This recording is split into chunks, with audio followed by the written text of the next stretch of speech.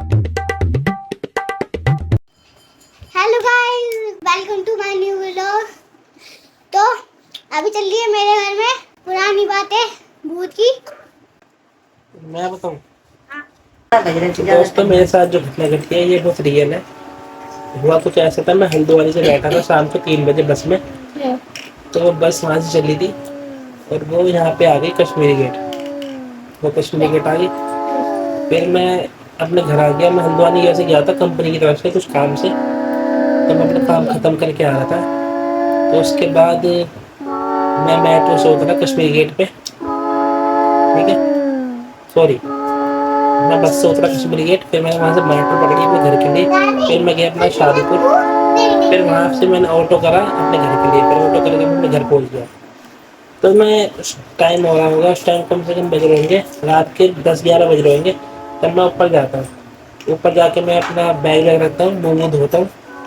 और मेरी जो बड़ी वाली बहन है वो बर्तन वर्तन साफ़ कर रही थी बाहर ही, ठीक है, वो बर्तन साफ़ कर रही थी, मैं मुँह धो रहा था।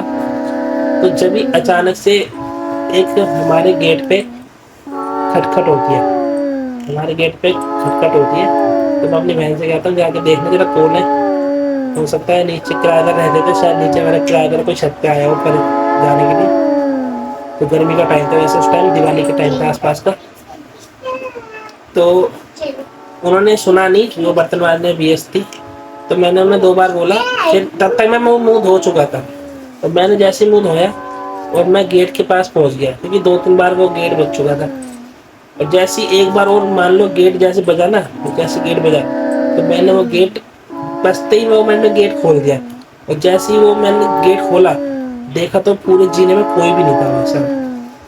मैंने तुरंत लाइट ऑन करी। लाइट ऑन करते मैंने देखा कोई भी नहीं है। भाई कोई नीचे भी जाएगा तो चप्पलों की आवाज आएगी, कैसे भी जाएगा तो धम धम की कैसे तो आवाज आएगी, दिन में से जाएगा तो वो। और जैसे मैंने गेट बजाया मैंने वैसे गेट खोल दिया।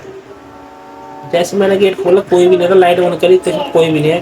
फिर मैं डर गया बहुत ज़्यादा, फिर मैं बहुत ज़्यादा डर गया तुरंत। फिर मैंने तुरंत अपनी मम्मी के पास गया, मैंने मम्मी को बताया ऐसे ऐसे बात है। तो मम्मी ने कहा कोई बात नहीं, अभी दिवाली का टाइम चल रहा है तो हवा घूमती रहती है, तो ऐसे टाइम पे बाहर नहीं निकलना चाहिए ज़्यादा। नीचे किसी और वैसे भी एक मैंने हम अपनी बुआ के यहाँ रहते थे उस टाइम पे, और पता चला था कि मतलब बुआ के जहाँ रहती थी ना उसमें नीचे किराएदार रहती थी लड़की, वो जल के मर गई थी। तो पता नहीं किस वजह से वो जल के मर गई थी सबसे नीचे वाले फ्लोर पे। तो शायद हो सकता है उसी की आत्मा हो। बाद में पता चला था। मैं गारंटी के साथ नहीं कह सकता उसकी आत्मा थी या नहीं थी, पर मैं ये कह सकता हूँ कि मतलब कुछ तो था, कोई मतलब कोई तो एनर्जी थी। आत्मा भी हो सकती है, अब कुछ भी हो सकता है, वो भूत भी हो सकता है। तो बाद में पता चला ना तुम्हारी। हाँ, तो हमें पता चला ना कि दिवाली का टाइम है, तो दिवाली के टाइम अचानक हवाएं घूमते भी वैसे। तो दिवाली के टाइम पे आप कभी परफ्यूम लगा के मत जाओ, मीठा खा के मत जाओ, कुछ मीठा मत लेके जाओ, कुछ भी आप ऐसा मत लेके जाओ जिससे भूत प्रेत अट्रैक्ट होते हैं आपकी तरफ। ना चौराहे पे निकले हुए ना। तो यही थी मेरी कुछ रियल कहानी। ये रियल कहानी है दोस्तों, ये मेरे साथ इंसिडेंट हुआ था। तो मेरे साथ तो बस इतना ही।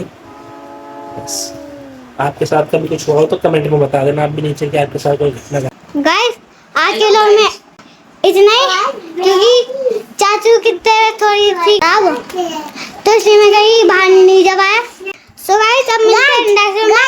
पसंद आया हो तो लाइक करें, सब्सक्राइब करें और ज़्यादा से ज़्यादा शेयर करें। Thank you so much for watching. Tata bye, take care.